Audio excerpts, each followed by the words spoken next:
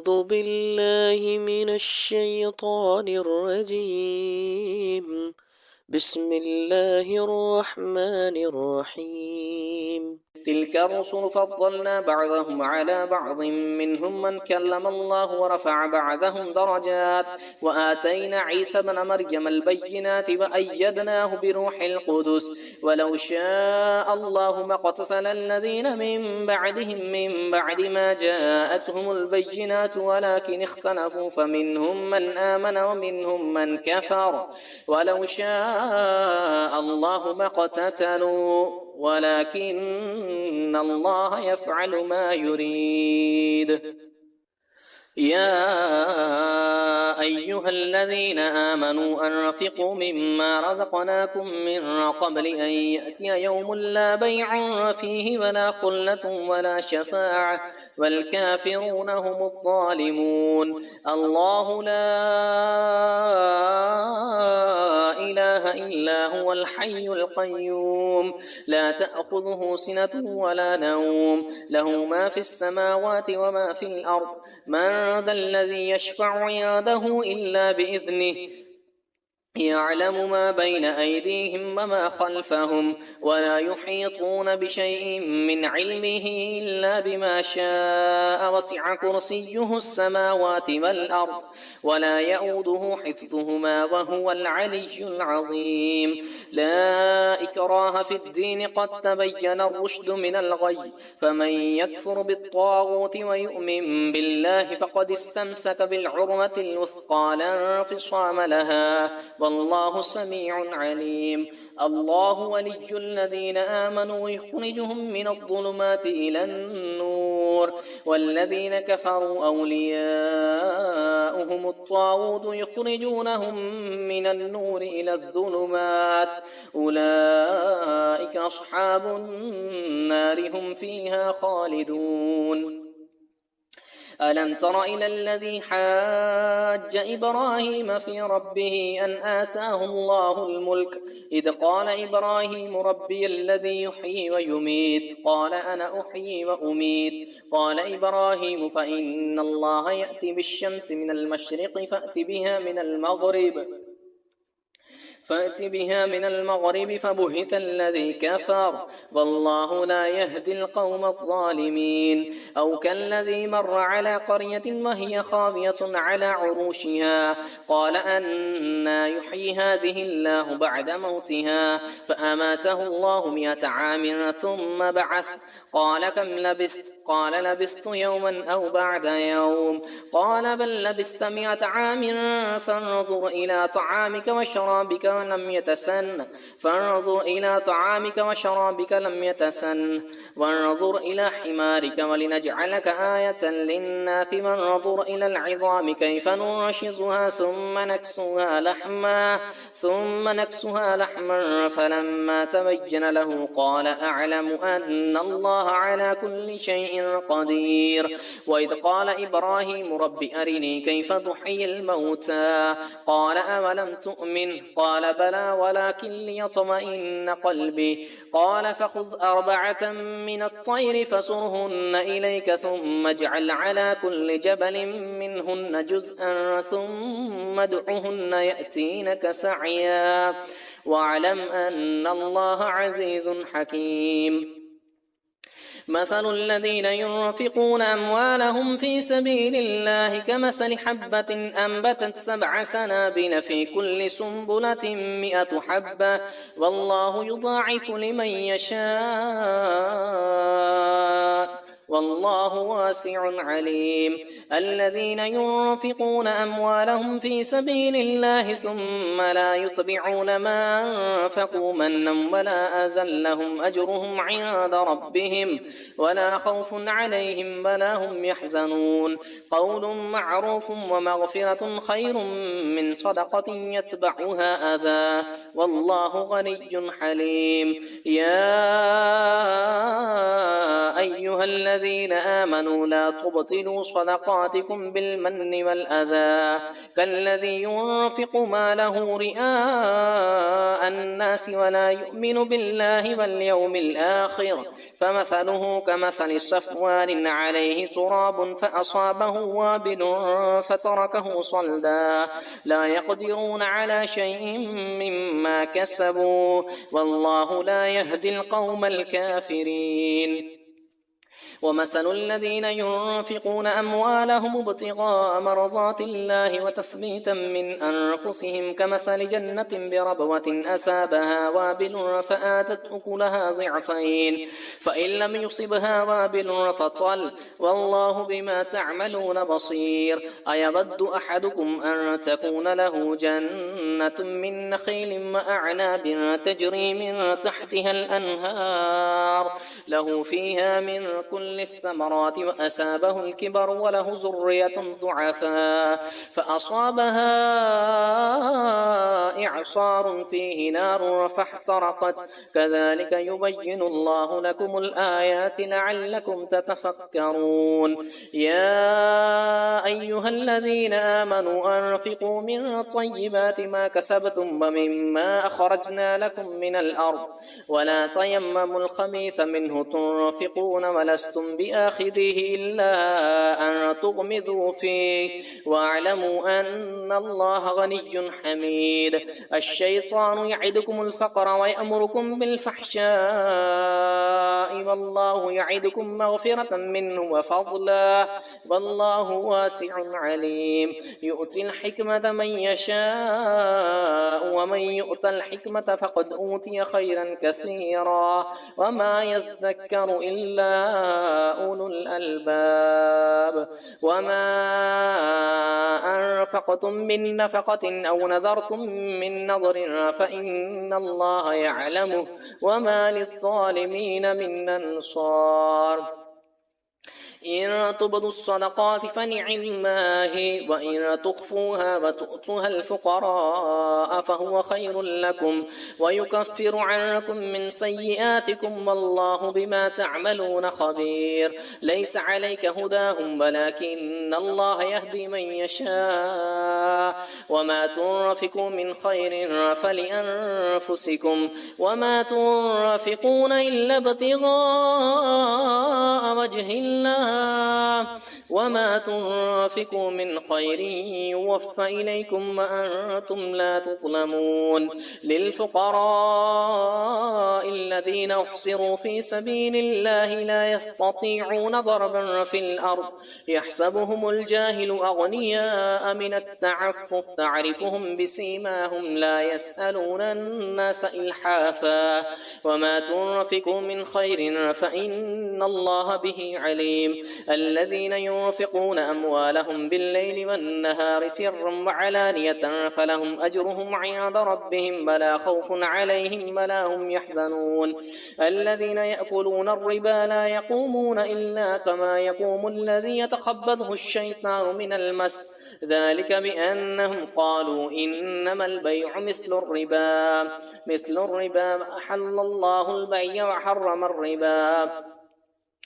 أحل الله البيع وحرم الربا فمن جاءه موعظة من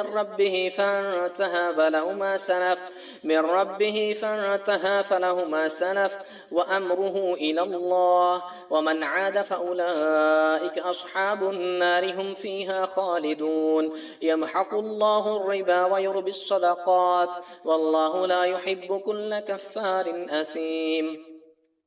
إن الذين آمنوا وعملوا الصالحات وأقاموا الصلاة وآتوا الزكاة لهم أجرهم عند ربهم ولا خوف عليهم ولا هم يحزنون يا أيها الذين آمنوا اتقوا الله وذروا ما بقي من الربا إن كنتم مؤمنين فإن لم تفعلوا فأذنوا بحرب من الله ورسوله وإن تبتم فلكم رؤوس أموالكم لا تظلمون ولا تظلمون وإن كان ذو عسرة فنظرة إلى ميسرة وأن تصدقوا خير لكم إن كنتم تعلمون واتقوا يوما ترجعون فيه إلى الله ثم توفى كل نفس ما كسبت وهم لا يظلمون. يا أيها الذين آمنوا إذا تداينتم بدين إلى أجل مسمى فاكتبوه وليكتب بينكم كاتب بالعدل ولا يأب كاتب أن يكتب كما علمه الله فليكتب وليملل الذي عليه الحق وليتق الله ربه ولا يبخس منه شيئا، فإن كان الذي عليه الحق سفيها أو ضعيفا أو لا يستطيع أن يمل هو فليملل وليه بالعدل واستشهدوا شهدين من رجالكم، فإن لم يكونا رجلين فرجل وامرأتان ممن ترضون من الشهداء أن تضل إحداهما فتذكر إحداهما الأخرى، ولا يأبى الشهداء إذا ما دعوا ولا تسأموا أن تكتبوه صغيرا أو كبيرا إلى أجله، ذلكم أقسط عند الله وأقوم للشهادة وأدنى ألا ترتابوا إلا أن تكون تجارة حاضرة تديرونها بينكم فليس عليكم جناح ألا تكتبوها، وأشهدوا إذا تبايعتم ولا يضار كاتب ولا شهيد، وإن تفعلوا فإنه فسوق بكم واتقوا الله ويعلمكم الله والله بكل شيء عليم. وإن كنتم على سفر ولم تجدوا كاتبا فرهان مقبوضة، فإن أمن بعضكم بعضا فليؤدي الذي اؤتمن أمانته وليتق الله ربه ولا تكتموا الشهادة ومن يكتمها فإنه آثم قلبه والله بما تعملون عليم. لله ما في السماوات وما في الأرض، وإن تبدوا ما في أنفسكم أو تخفوه يحاسبكم به الله فيغفر لمن يشاء ويعذب من يشاء والله على كل شيء قدير. آمن الرسول بما أنزل إليه من ربه والمؤمنون كل آمن بالله وملائكته وكتبه ورسله لا نفرق بين أحد من رسله وقالوا سمعنا وأطعنا غفرانك ربنا وإليك المصير. لا يكلف الله نفسا إلا وسعها لها ما كسبت وعليها ما اكتسبت ربنا لا تؤاخذنا إن نسينا أو أخطأنا ربنا ولا تحمل علينا إصرا كما حملته على الذين من قبلنا ربنا ولا تحملنا ما لا طاقة لنا به واعف عنا واغفر لنا وارحمنا أنت مولانا فانصرنا على القوم الكافرين. بسم الله الرحمن الرحيم. ألف لام ميم. الله لا إله إلا هو الحي القيوم نزل عليك الكتاب بالحق مصدقا لما بين يديه وأنزل التوراة والإنجيل من قبل هدى للناس وأنزل الفرقان إن الذين كفروا بآيات الله لهم عذاب شديد والله عزيز ذو انتقام. إن الله لا يخفى عليه شيء في الأرض ولا في السماء هو الذي يصوركم في الأرحام كيف يشاء لا إله إلا هو العزيز الحكيم. هو الذي أنزل عليك الكتاب منه آيات محكمات هن أم الكتاب وأخر متشابهات فأما الذين في قلوبهم زيغ فيتبعون ما تشابه منه ابتغاء الفتنة وابتغاء تأويله وما يعلم تأويله إلا الله والراسخون في العلم يقولون آمنا به كل من عند ربنا وما يذكر إلا أولو الألباب ربنا لا تزغ قلوبنا بعد إذ هديتنا وهب لنا من لدنك رحمة إنك أنت الوهاب ربنا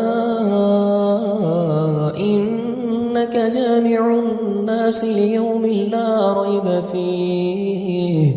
إن الله لا يخلف الميعاد إن الذين كفروا لن تغني عنهم أموالهم ولا أولادهم من الله شيئا وأولئك هم وقود النار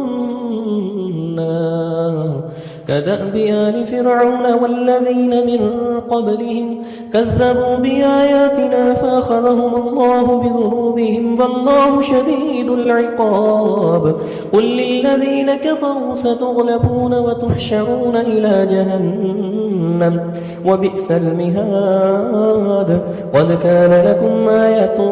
في فئتين التقتا فئة تقاتل في سبيل الله وأخرى كافرة يرونهم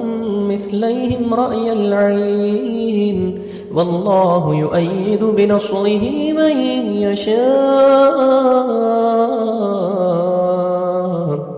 إن في ذلك لعبرة لأولي الأبصار زين للناس حب الشهوات من النساء والبنين والقناطير المقنطرة من الذهب والفضة والخيل المسومة والأنعام والحرث ذلك متاع الحياة الدنيا والله عنده حسن المآب قل أنبئكم بخير من ذلكم للذين اتقوا عند ربهم جنات تجري من تحتها الأنهار خالدين فيها وأزواج مطهرة ورضوان من الله والله بصير بالعباد الذين يقولون ربنا إننا آمنا فاغفر لنا ذنوبنا وقنا عذاب النار الصابرين والصادقين والقانتين والمنفقين والمستغفرين بالأسحار شهد الله أنه لا إله إلا هو والملائكة وأولو العلم قائما بالقسط لا إله إلا هو العزيز الحكيم إن الدين عند الله الإسلام وما اختلف الذين أوتوا الكتاب إلا من بعد ما جاءهم العلم بغيا بينهم ومن يكفر بآيات الله فإن الله سريع الحساب فإن حاجوك فقل أسلمت وجهي لله ومن اتبعني وقل للذين أوتوا الكتاب والأميين أأسلمتم فإن أسلموا فقد اهتدوا وإن تولوا فإنما عليك البلاغ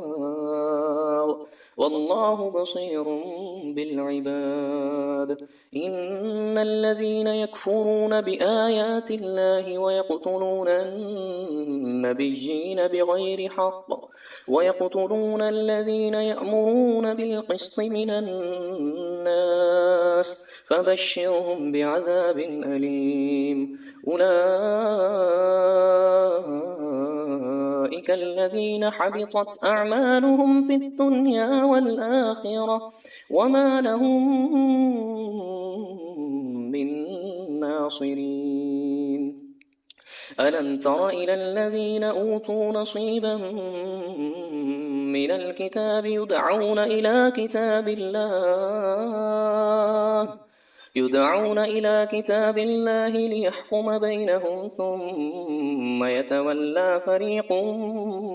منهم وهم معرضون. ذلك بأنهم قالوا لن تمسنا النار إلا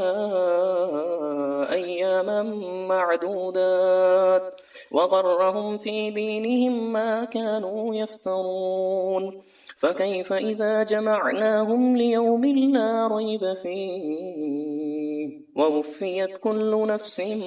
ما كسبت وهم لا يظلمون. قل اللهم مالك الملك تؤتي الملك من تشاء وتنزع الملك ممن تشاء وتعز من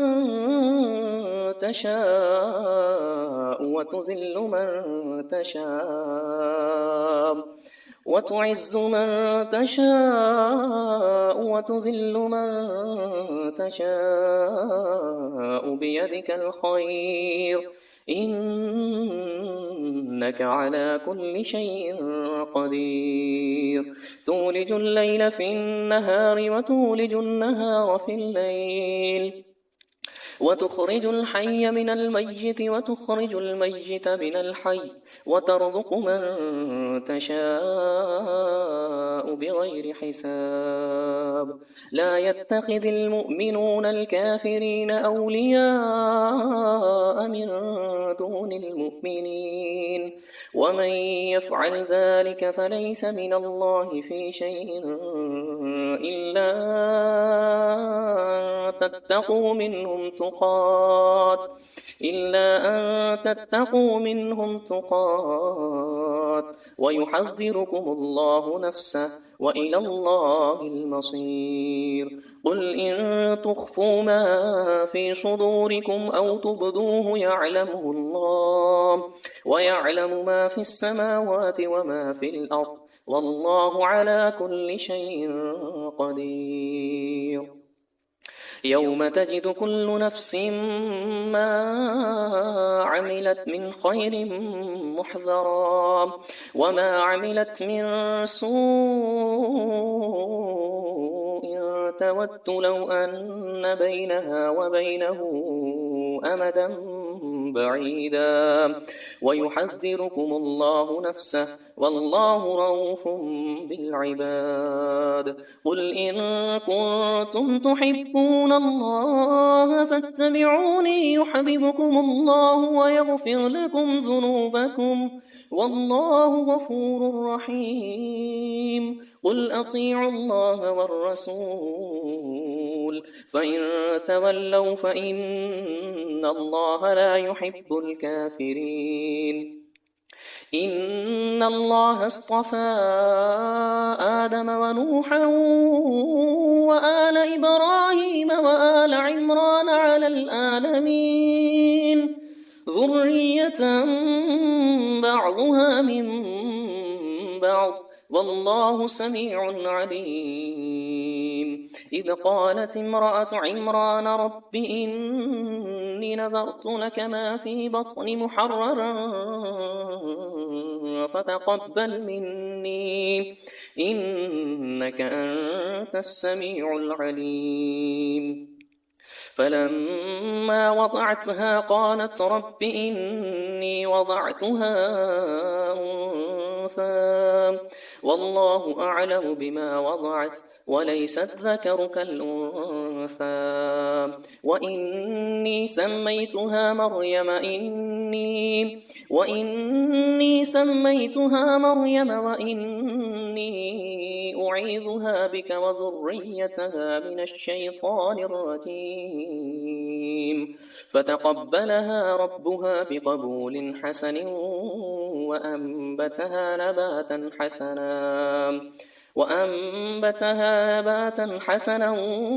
وكفلها زكريا كلما دخل عليها زكريا المحراب وجد عندها رزقا قال يا مريم أنى لك هذا قالت هو من عند الله إن الله يرزق من يشاء بغير حساب هنالك دعا زكريا ربه قال رب هب لي من لدنك ذرية طيبة إنك سميع الدعاء فنادته الملائكة وهو قائم يصلي من المحراب أن الله يبشرك بيحيى مصدقا بكلمة من الله وسيدا وحصورا ونبيا من الصالحين قال رب أنى يكون لي غلام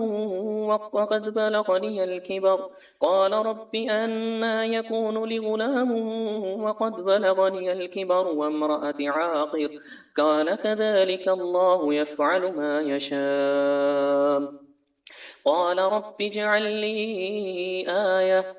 رب اجعل لي آية قال آيتك ألا تكلم الناس 3 أيام إلا رمزا واذكر ربك كثيرا وسبح بالعشي والإبكار وإذ قالت الملائكة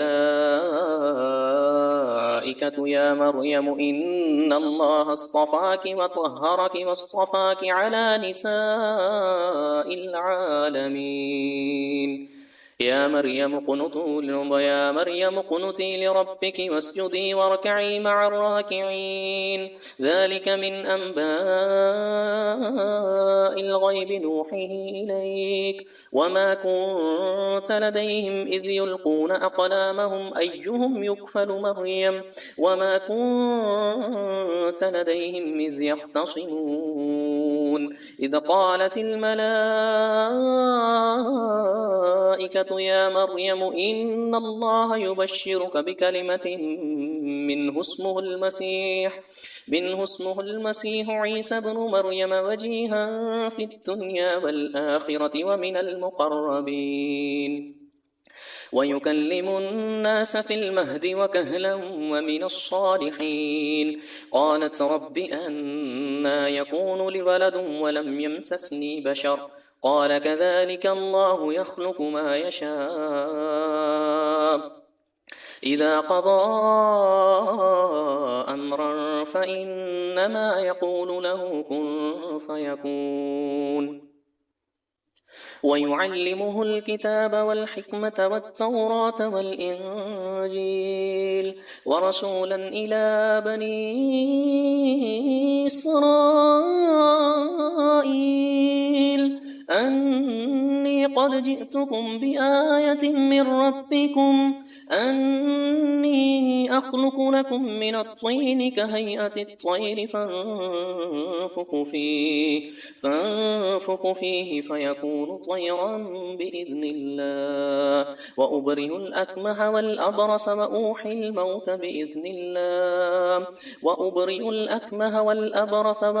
الموت بإذن الله وأنبئكم بما تأكلون وما تدخرون في بيوتكم إن في ذلك لآية لكم إن كنتم مؤمنين ومصدقا لما بين يدي من التوراة وأحل لكم بعض الذي حرم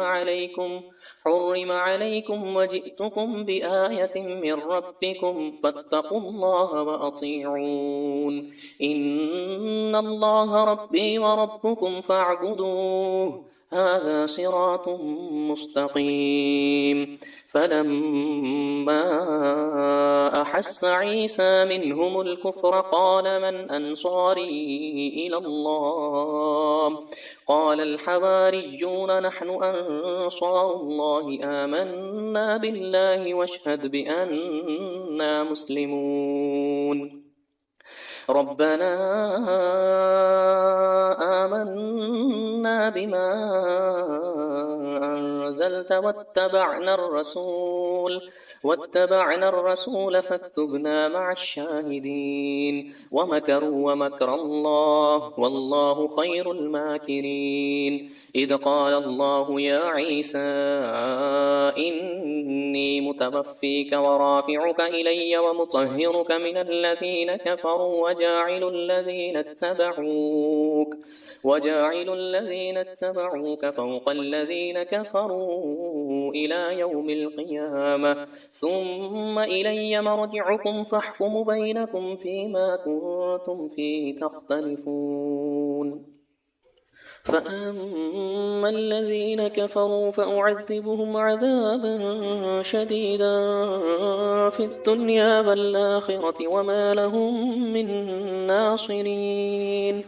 وأما الذين آمنوا وعملوا الصالحات فيوفيهم أجورهم والله لا يحب الظالمين. ذلك نتلوه عليك من الآية والذكر الحكيم. إن مثل عيسى عند الله كمثل آدم خلقه من تراب ثم قال له كن فيكون. الحق من ربك فلا تكن من الممترين. فمن حاجك فيه من بعد ما جاءك من العلم فقل تعالوا ندعو أبناءنا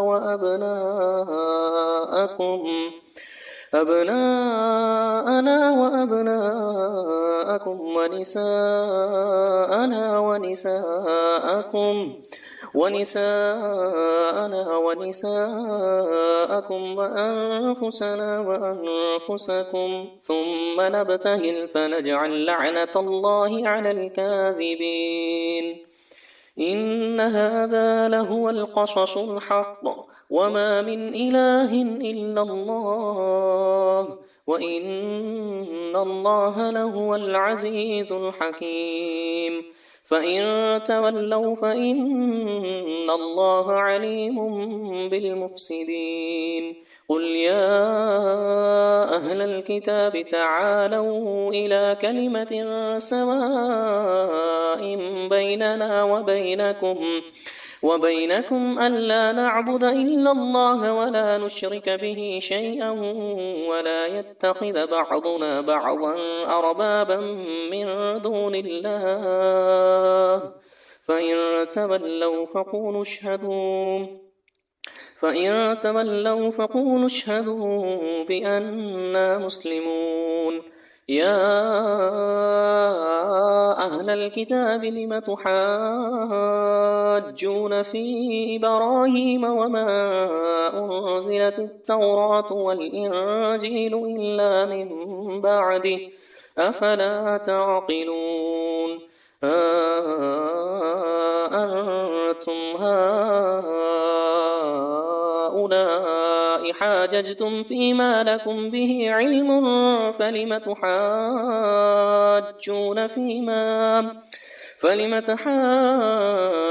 فيما ليس لكم به علم والله يعلم وأنتم لا تعلمون. ما كان إبراهيم يهوديا ولا نصرانيا ولكن كان حنيفا مسلما وما كان من المشركين. إن أولى الناس بإبراهيم للذين اتبعوه وهذا النبي والذين آمنوا والله ولي المؤمنين. ودت طائفة من أهل الكتاب لو يضلونكم وما يضلون إلا أنفسهم وما يشعرون. يا أهل الكتاب لم تكفرون بآيات الله وأنتم تشهدون. يا أهل الكتاب لم تلبسون الحق بالباطل وتكتمون الحق وأنتم تعلمون. وقالت طائفة من أهل الكتاب آمنوا بالذي أنزل على الذين آمنوا وجه النار واكفروا آخره لعلهم يرجعون. ولا تؤمنوا إلا لمن تبع دينكم قل إن الهدى هدى الله أن يؤتى أحد مثل ما أوتيتم أو يحاجوكم عند ربكم قل إن الفضل بيد الله يؤته من يشاء والله واسع عليم. يختص برحمته من يشاء والله ذو الفضل العظيم. ومن أهل الكتاب من إن تأمنه بقنطار يؤده إليك ومنهم من إن تأمنه بدينار لا يؤده إليك إلا ما دمت عليه قائما. ذلك بأنهم قالوا ليس علينا في الأميين سبيل ويقولون على الله الكذب وهم يعلمون. بلى من أوفى بعهده واتقى فإن الله يحب المتقين. إن الذين يشترون بعهد الله وأيمانهم ثمنا قليلا أولئك لا خلاق لهم في الآخرة ولا يكلمهم الله ولا ينظر إليهم يوم القيامة ولا يزكيهم ولهم عذاب أليم. وإن منهم لفريقا يلؤون ألسنتهم بالكتاب لتحسبوه من الكتاب وما هو من الكتاب ويقولون هو من عند الله وما هو من عند الله ويقولون على الله الكذب وهم يعلمون. ما كان لبشر أن يؤتيه الله الكتاب والحكم والنبوة ثم يقول للناس كونوا عبادا لي من دون الله ولكن كونوا ربانيين بما كنتم تعلمون الكتاب وبما كنتم تدرسون. ولا يأمركم أن تتخذوا الملائكة والنبيين أربابا أيأمركم بالكفر بعد إذ أنتم مسلمون. وإذ أخذ الله ميثاق النبيين لما آتيتكم من كتاب وحكمة ثم جاءكم رسول مصدق لما معكم لتؤمنن به ولتنصرنه قال أقررتم وأخذتم على ذلكم إصري قالوا أقررنا قال فاشهدوا وأنا معكم من الشاهدين. فمن تولى بعد ذلك فأولئك هم الفاسقون. أفغير دين الله يبغون وله أسلم من في السماوات والأرض طوعا وكرها وإليه يرجعون قل آمنا بالله وما أنزل علينا وما أنزل على إبراهيم وإسماعيل وإسحاق ويعقوب والأسباط وما أوتي موسى وعيسى والنبيون من ربهم لا نفرق بين أحد منهم ونحن له مسلمون ومن يبتغ غير الإسلام دينا فلن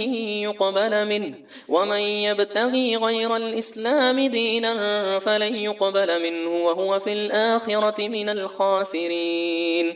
كيف يهدي الله قوما كفروا بعد إيمانهم وشهدوا أن الرسول حق وجاءهم البينات والله لا يهدي القوم الظالمين أولئك جزاؤهم